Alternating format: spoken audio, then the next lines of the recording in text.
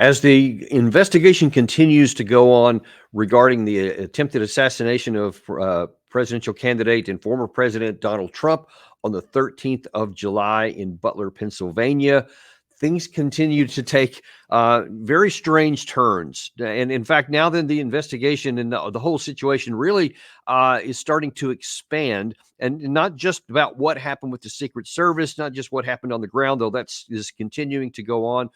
We've also found additional information about the shooter, about things that the Secret Service knew and what times they knew them. And then we're also going to expand the lens out a little bit further, and we're going to start looking at what actually, or at least what may have helped precipitate the environment here. And the more things you look at this, the kind of the messier it gets. And in some ways, the more information, the cloudier things get in terms of what actually happened. I want to start off here, though, with how President Biden responded in the immediate aftermath. And then we're going to get into some detailed analysis of the actual site in a way that you may not have ever seen before. But first of all, I want to take off like at the 30,000 foot level, at the strategic view, so to speak. And that is with President Biden in the immediate aftermath. He went before the nation from the Oval Office and made this very somber statement. I want to speak to you tonight about the need for us to lower the temperature in our politics.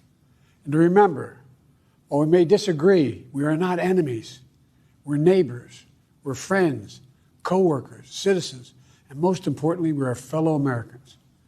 We must stand together.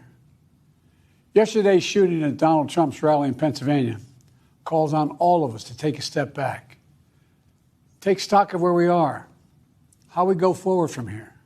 There is no place in America for this kind of violence, or for any violence ever. Period. No exceptions. We can't allow this violence to be normalized. You know, the political record in this country has gotten very heated. It's time to cool it down. We all have a responsibility to do that. Okay. Who's to disagree with that? I agree with every word that he said there. I'm an advocate of, hey, we're all in this country together. We can have different views, significantly different views on political issues. And that's part of what makes America America. We're a freedom-loving country. We have the Constitution that guarantees the right of free speech. You have the right to have the thoughts that you want, the views that you want to have, as long as you don't violate anyone else's rights or break any laws. You know, that's the hallmark of America. But there is no place for violence, because that breaks the law. And you can't have a civil society if you have that. So in that regard, I agree with everything the president said. Here's where the problems start to come in. How sincere was that? Because what he's saying, things like, hey, look, we're all neighbors, we're citizens, we have to take stock of where we are, and there's no place for political violence. Okay, roger that. But in the other comment there, he said at the very end that everybody needs to take stock and everybody has a responsibility. That also includes the speaker of those words. And I want to show you, this is not something new. I'm going to go back to, and I could have gone back further, but we'll at least hit to 2022, when the same Joe Biden had a rather different view on his neighbors. The Republican Party today is dominated, driven, and intimidated by Donald Trump and the MAGA Republicans. And that is a threat to this country. They promote authoritarian leaders, and they fan the flames of political violence that are a threat to our personal rights, to the pursuit of justice, to the rule of law, to the very soul of this country. Wow, the very soul of this country. You see in that clip there, and this is something that started to be a very, very consistent theme throughout the Democratic Party, from Biden himself and all the way through the Democrats, as we're going to see here in a minute. But when you're telling the voters in America that a category of people, MAGA voters, he called them, and we know there are tens of millions of them based on the last presidential election and the last two, actually. So we know that he's talking about tens of millions of his neighbors, of his fellow citizens.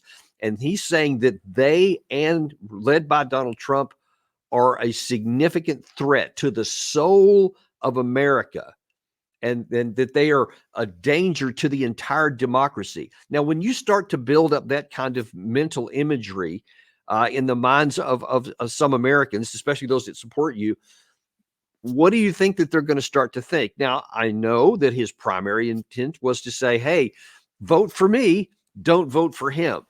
But he's using incendiary language, fear mongering to a significant degree. And that was in 2022. I'm going to show you something that was just 2 days before the attack on Trump. 2 days. Watch this. Most importantly, and I mean this from the bottom of my heart, Trump is a threat to this nation. So the same guy who's telling you on the one hand, we need to all come together, we need to be friends and neighbors and fellow citizens, and there's no place for violence. And yet his constant message has always been Donald Trump is a threat to democracy. And the primary reason is because he doesn't agree with his policies. And he talks about, for example, Joe Biden is very strong with the LGBT community. He's very strong with the abortion community. And Trump is not so much against LGBTQ. He doesn't take much of a stand on that. But on the abortion issue, he's pretty strong and outspoken that he defends the right to life.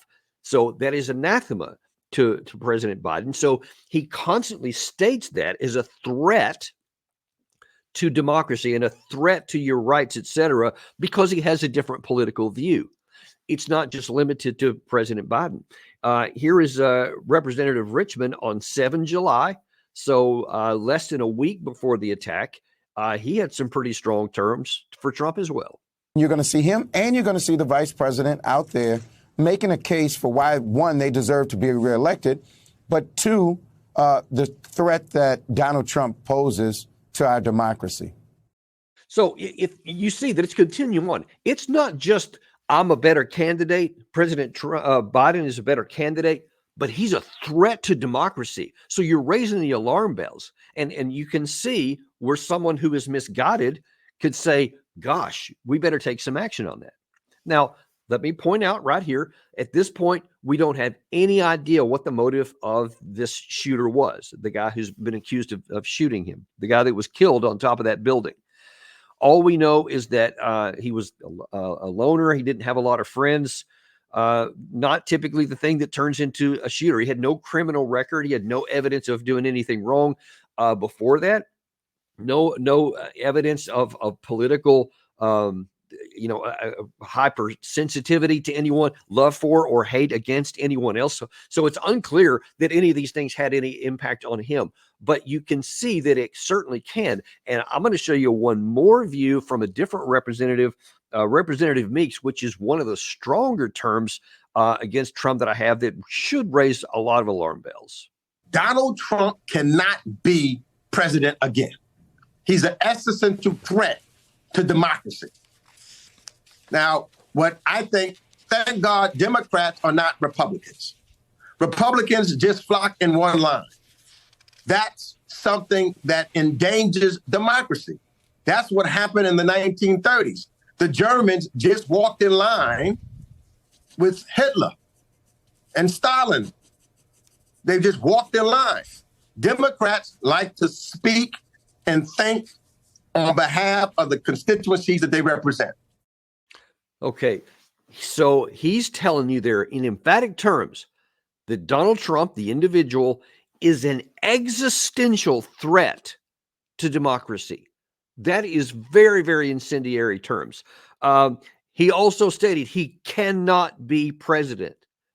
Now, you can be charitable and say that he meant elected, and so we have to stop him at the ballot box. He didn't say that, though.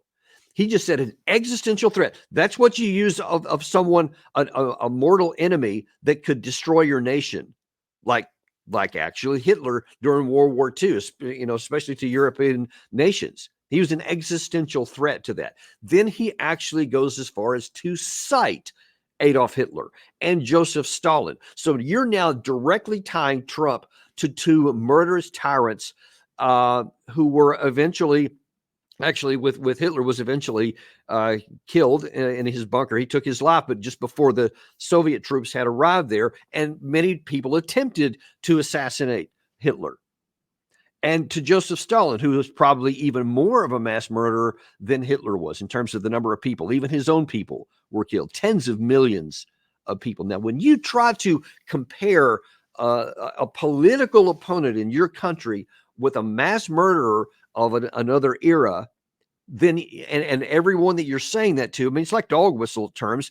Everybody knows that those guys were murderous tyrants who had to be stopped, and there's all kinds of history and everything else, and commentary where people say if only those guys had been stopped earlier in their career, etc. He's not saying that per se, but he is leading people to believe that. And so when you want to say we should lower the rhetoric, there's no place for political violence, okay, then you can't use the language of violence. You can't use the language that says he's an existential threat.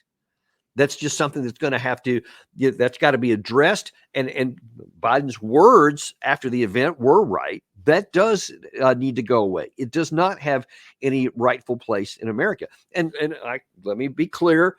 This is not limited to just Joe Biden and the Democrats. I've heard Trump say the same thing about Biden in similar cases. Maybe not quite as strong, but I think he also retorted, well, you're a danger to democracy as well. Many Republicans have said the same to Democrats. The problem is you have the rhetoric, and anytime you get one side against the other, it's frequent that the other side is going to ramp it back up and fire back in the same direction.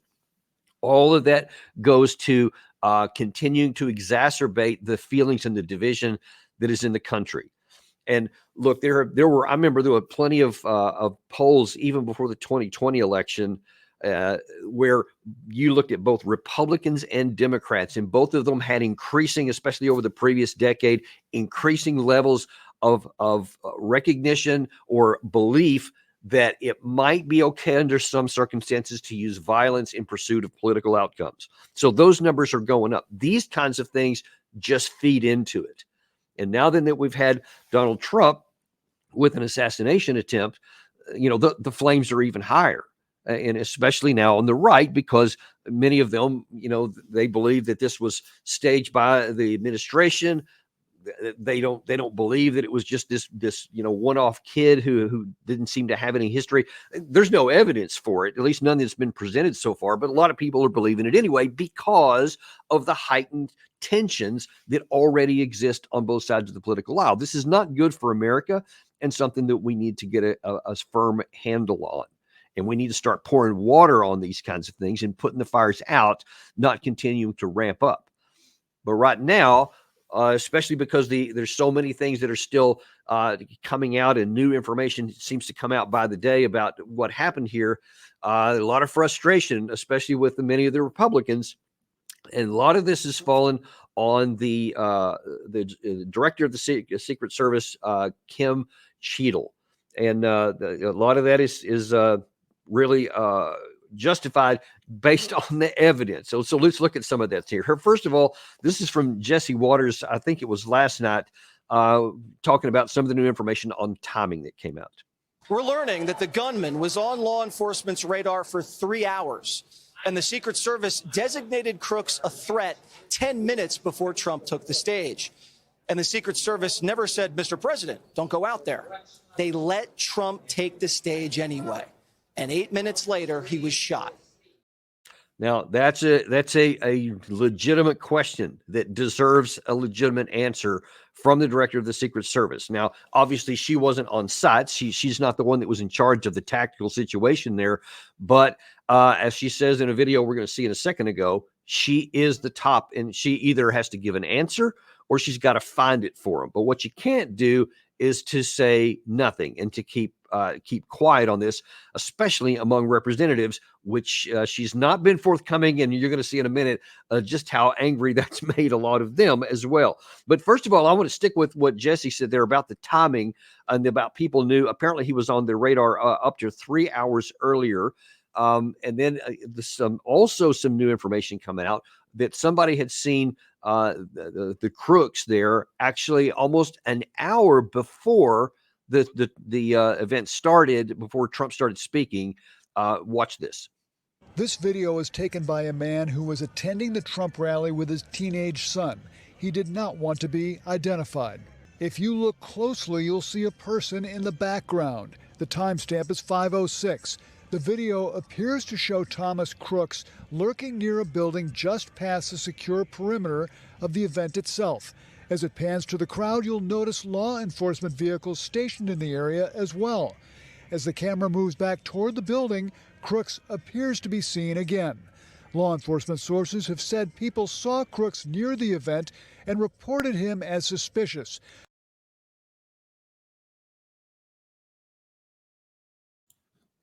And that scene there, that's Gary had cut to a photograph that we have where you can see how that person in the video was dressed. That provides the video or a photo we know of for sure the shooter. So it's very likely that was the same person. They said in that video that the timestamp was 5:06 p.m. That's more than an hour before Trump started speaking. And if you've seen our previous show on this, I think we've done a couple now. One of them, the timestamp was very different as it got even closer. Not just an hour before, not even just 10 minutes, but then expressly with people on the ground when he saw his gun. So even in that video there, he was just doing some suspicious things, but he didn't have any weapons. Nobody saw anything in his hands other than he was just kind of acting strange. But then in the minutes before, like several minutes, 3 to 4 minutes, which is an eternity in these kinds of situations, then he was seen with his rifle. He was seen moving between buildings where he got up on one and crossed over an opening to get to the one to where he eventually would take the shot from which he eventually would be killed. And so you definitely need to answer the question, why was no one taking any action there? As we've talked before in our previous episodes, and you can see in many of the videos, the counter snipers that are up on top of a barn, and again, we're going to show all this in a minute, you can see they have communications gear on them. You can see that they are looking right where the shooter is. And one of the things that we need to see, which I think is appropriate to demand to be able to see, is what are the communications at that time? Because you have several rounds of perimeters. You have the circle right by the president where you have the Secret Service agents, many of them, the ones that you saw later that were jumping on Trump and getting him to the ground. Then you have a little bit further perimeter out that's also Secret Service, which goes around the what do you call it? The stands and the stadiums where the people are. They're also responsible for that. And then there's the third perimeter that goes out further, which is where the local police are responsible. And that includes that building that you're seeing there and where all those, where the shooting took place, et cetera. But even though it's the local police that are responsible for that echelon of the security, they're all tied together at a command post at some point to where everyone can communicate. Otherwise, it would be absurd to just say, hey, you guys have that control over there. Good luck to you. Don't talk to me. I mean, that's just self-evident common sense. It's not going to happen. I mean, I can't even imagine that they would not be in communication because there's too much at stake. So they're definitely communicating. They have radio communications, walkie-talkies, whatever they have. So the question that needs to be answered, one of the primary ones by the director of the Secret Service, why did no one take any action to get Trump off the stage? If the crooks would seen, and by some of the policemen even 10 minutes before, which is before Trump came out, why was he allowed to come out? Was no one in communication? See, these are crucial. These are almost nearly were fatal decisions for Trump. As you've probably seen some of those diagrams, if his head is just slightly changed in orientation, we have a very different situation on our hands here. Now we're talking about an assassination, not an attempt. But fortunately, that's not how it turned out. So the question that needs to be answered, what was going on in those communications? Where are the recordings of those communications so that we know what the counter snipers were saying, what the command center was saying, what the local police were saying? So those are reasonable questions. But so the question, the first one is, where is the Secret Service Director Cheatle? What is she saying? Now, she was interviewed on ABC News shortly after this happened and was asked some hard questions, and she had some answers at that time. Watch this. What was your reaction when you saw the events unfold on Saturday? Shock and then concern, obviously. for the former president. This is an event that should have never happened. Who is most responsible for this happening? What I would say is that the Secret Service is responsible for the protection of the former president. So the buck stops with you?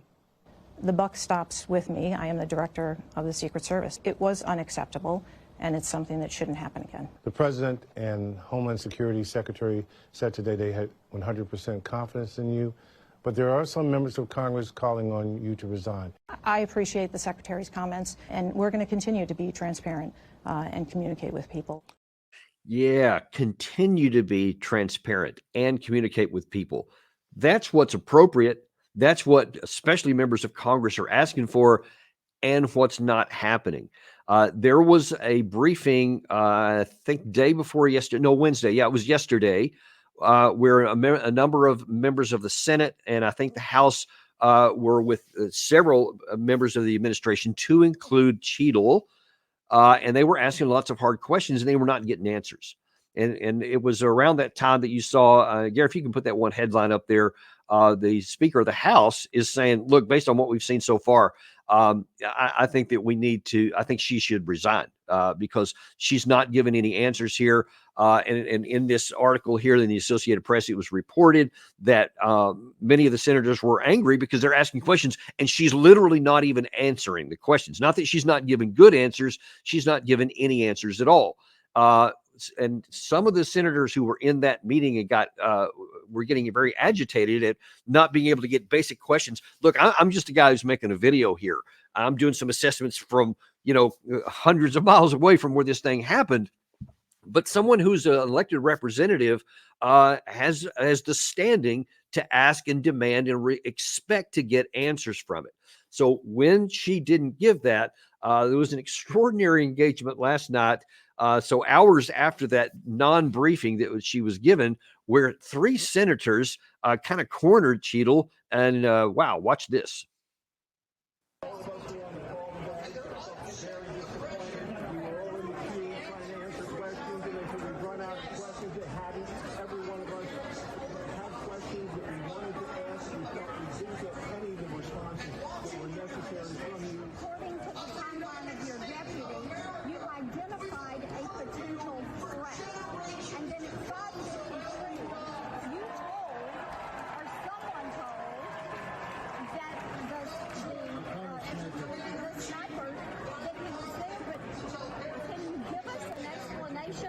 Why would anyone allow the president to go on stage when you know you've got a potential threat and you've got snipers that are trained? Now, those three senators were Senator Barrasso, Langford, and I can't remember who was the third one there. Langford, I guess it was. So they were angry. So they wanted some answers to their question, and she was not giving it. If you watch that whole thing, it's painful to watch. It's quite long. It's about 4 minutes or so. She's just saying, "Yeah, we'll answer them later," and they're saying, "Answer it now." We already didn't get the answer at their first briefing today, so they're saying they want answers now to these basic questions, and she's not providing any. The woman who's supposed to have access to all the answers, who's supposed to know everything that I've just asked, she should have been able to pick up a phone that day and to start asking her subordinates who were in charge down there the answers to all of those. So if you're going to be transparent and if you're going to be, communicating with all the people, as you just said, this is the forum to do it, or especially the earlier in the day. Maybe it's a little odd, I got to say, that at the Republican National Convention, they kind of corner her on the sidelines. I'm not sure that's the best way to do it, but I guess when you get that frustrated and angry, you can continue on. And when she didn't answer even there, it got a little weirder.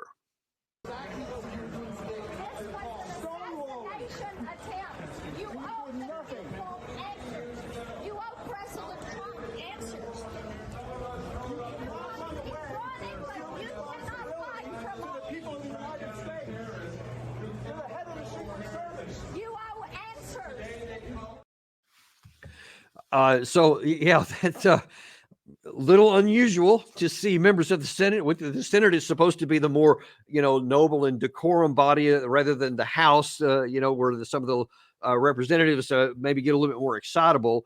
But man, they were pretty fired up then. And you see, she's just walking out and not answering them. Now, also, apparently, she has been subpoenaed and is going to testify on Monday. I believe it's 10 o'clock in the morning on Monday. So if she doesn't resign in between now and then, and there's no guarantee that she won't, then we'll hopefully get some answers to these, because she'll be under oath, and I don't think she'll be able to say no comment at that point, or I'll talk about it later, because there is going to be no more appropriate forum. That's going to be it.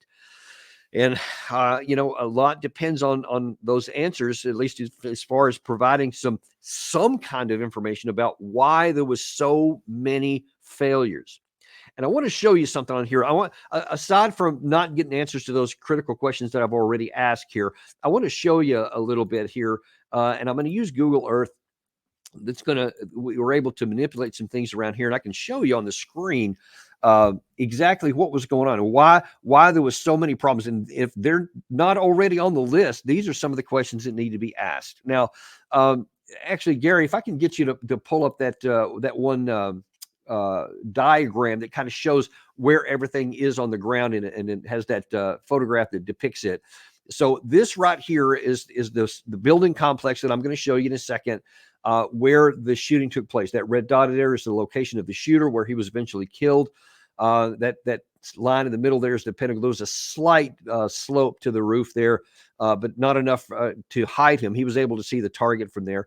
And then the farther one here. So you see that those three buildings here, the red barn on the right, or on the left of the picture here, where the counter snipers were. I'm going to show that in a minute. So when I start showing you the next screen here back on the Google Earth, you can see that Trump was in the middle in that little rectangle area there, and then the three other rectangles behind it, the bleachers, where people were sitting, etc. So now let me go back to the screen here. So here is the three in the middle here. You see the red barn. I'm going to change the orientation around, like to what you saw there in that first shot here. So first of all, here's what the Secret Service should have done when they first got here. They should have said, all right, now this barn here is in the right in front of it, where you can see my cursor right there. That's where they knew the stage was going to be. So the first thing they should do when they first found out the venue, when it looked pretty much like this before all the stage and everything else was out there, they would say, all right, what are the threats here? What are the risks?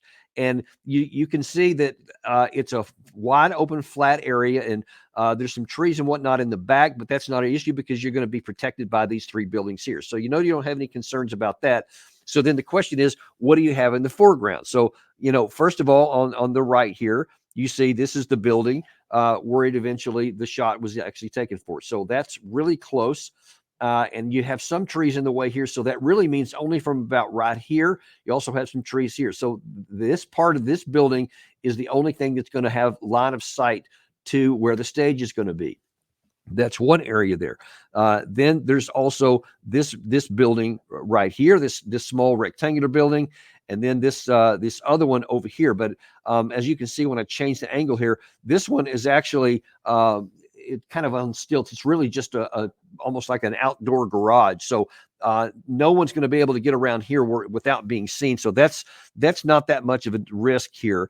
This building right here is one, but it's also, and I mean, look at it from the perspective of the stage.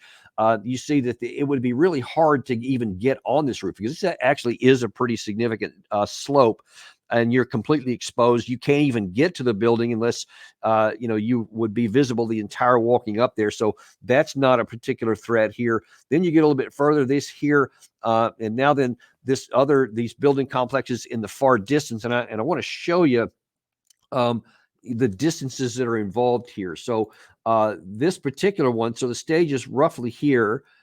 So this building here is the closest. It's a little over 100 meters. This one here is now we're starting to get a lot more difficult of a shot, but it's also at least in line of sight, so it is a risk. These back here, now you're talking about 350 meters, 320 meters, so that's a pretty difficult shot as well. Here's another one over here, 261. So you see there are a number of possibilities, things that have direct line of sight. Now there's some trees right here, so this building probably isn't going to be an opportunity, because you wouldn't be able to see through the trees and get a good line of sight. But then you start to get over here, and this is the one that is the closest of the possibilities to where you can actually get some people, the threat to the president, because you can see from the picture here that it's possible to you can get into this building from anywhere. So if the stage is here and the line of sight is limited to here, that means that they can't, from the stage and the snipers, they probably can't see beyond these trees either. And so anyone could come up here, and as we know, that's exactly what did happen. This is the direction where the sniper ended up coming from, and he can go to this area without being seen. But when he tried to move in between, I think it was these two buildings here, that's when people on the ground over here, some of the people who were at the rally, that's where they saw him. And some of that video that we've shown before, where you show people pointing up and saying, yeah, there's a shooter over here, they were standing about right here, looking back here, and they could see him crawling up on this part of the building right here, which we've seen before. So you can see with that a lot of people are saying, well, this is not that difficult of a situation here. It's not that hard to actually figure out what needs to happen, because there's a limited number of actual targets, and especially the one that was actually used there. You can see it in this actual video Gary's showing. You can see where some of the things are shielded off by trees. It's a little bit better of a shot from this angle. And you can see why that's the most prominent risk where someone could actually assassinate the president, where they could take it. So if you had limited number of personnel, that's the one place that you would want somebody else just parked up there. And look, you don't have to have a bunch of sharp people. You can literally have just a local security guard. All you got to do is have somebody with a weapon parked up on that roof to prevent it from being used by him, because no sniper is going to move up on a rooftop if there's an armed guard up there, because then they would be captured and caught. And obviously that has to have stealth in order to be able to get a shot in. That's not going to happen if it's up there. So that's another of the questions that has to be answered, of why was there not anybody on that roof? Some of the other things that have to be answered is, why was the president stood up so long in front of the target on the stage after the shots had been fired? Now, Gary, I don't know if you have any of these shots handy, but if you can show what was happening up on that stage afterwards, if we have any of that B-roll, we might can show while I'm talking about this. That would be great. Dangerous people, criminals. Because so you see, and I'll let this run as I'm talking here, and you'll see what it is. Now, when the shots are initially fired, you see that the Secret Service does exactly what they're supposed to. They just literally leap from everywhere. I told you there was that small cordon where they're responsible in the middle. And so they have people all around him. So if anything happens, they're able to leap into action. And that's what does happen. So right here, shots are fired. And look, immediately, within seconds, you see like 4 or 5 different agents jump on them. Okay, that's great. Now then you see the second one's coming up. But then the question is, now after they finally get him up and they've actually taken out the sniper, there's information about that. The question is, do they know that there are no other snipers? Have anyone done any kind of examination to those other buildings I showed you? Because it's entirely possible that there could have been intentionally more than one shooter. But look, you see, he's standing up here. Now, you have a few times where they try to hold their hands up. But why is he still there? Why is he still standing up with his head fully exposed? Now, obviously, it makes a great statement, and President Trump himself may want to do that. That's fine. He can desire to do that. But what their Secret Service is supposed to, and you've seen this, you saw this when Reagan was shot back in the 80s. You've seen it with Prime Minister Fico from Slovakia when he had an attempted assassination in May of this year. Anytime there's shots fired, you see the people jump on the principal like that and then rush them off the stage and then get them out of the way, because they don't know whether there's more secure threats or not. And I showed you on that image from the Google Earth, there was a number of other places there could have been where they also apparently did not have any Secret Service members there. So why would they stand there and allow the president to continue to be at risk if they didn't know for sure there were no other threats? Another thing that it just doesn't pass the smell test to me is earlier in this video here, when you saw the president first go down, you saw a couple of other guys who look like army guys. They're dressed in full camo gear and helmets and all that. Notice what they're doing. I think you'll be able to see it in here. You'll see these guys moving around. Where are they looking? They're looking behind them. He keeps looking around behind him. He's not looking for any other threats. Those other buildings I showed you, which are in line of sight to that place. Why is this guy continuing to look back at Trump? He moves over here. He's just looking at Trump. Who is looking further to make sure there are no more threats? And why are none of these people doing that? Those are some of the other questions, because thank God there was only the one shooter here. But no one knew that at the time. It should have been incumbent upon the Secret Service to immediately get Trump off of there and into a secure situation and into these vehicles that you're seeing there. And it just took an interminable period of time. Since there was no other shooter, it turned out to not matter. But a really good targeted operation is going to have more than one shooter. They're not going to have a single point of contact. Now, this appears to have been this kid that has motivations that we still don't know about. But if someone had a nefarious intent and skill, there may have been multiple shooters, not just one. And the thing is, the Secret Service can't know in the moment that there's only one shooter. And if they assumed that there was only one, and because their counter sniper team took him out right away, then that's great for that one, but they don't know if there's any others at that time. So they should have been taking action at that. That's another, in my view, failure of the team, which needs to be addressed and explained away. So those are some of the things that we're still trying to track. We don't know what the motivation of the shooter was, and I know that's a separate investigation, which really has everybody's interest going on right now. But there are so many questions that has to be answered. And I hope all of those get answered, or at least asked, at this hearing on Monday of the Secret Service Director, Kim Cheatle. We'll find out about that. We're actually going to have a show after that. We're going to have in the afternoon on Monday, we're going to have Tony Schaefer and Matt Hoback, who did a fantastic job when we had them on to do some analysis when this thing first happened. And we're going to have them back on Monday too. So we're going to keep following this for you. We're going to keep tracking it. We will bring you updates if there's any over the weekend, especially if there's any breaking news about if they discover anything about the motive of the shooter. We'll bring that to you. But you can count on for sure on Monday, after we finally get a chance on the record to hear Cheatle be able to tell us some of the answers to some of these really critical questions, we'll bring that to you. And I'll just say, as in closing here, I really can't imagine any scenario where she's able to keep her job, because no matter what the answers that she provides here, they're not good. I mean, you can see, I pointed out a number of things, and I'm not an expert in this field. I've got some combat experience, so I understand about sight lines and defending positions and, looking for potential threats out there. But there are other people who are supposed to be absolute experts at this, and that's their job. That's the Secret Service's job. And as she said herself, the buck stops here. And I think in this case, that's going to mean that they're going to need a new director of Secret Service, because they got to have somebody that's got the confidence, whether it's Trump, President Biden, anybody else that's protected by this service. They need to know that they've got the right training, the right focus, and the people are doing the right things that are going to keep them safe. And right now, folks, I just don't think we have it.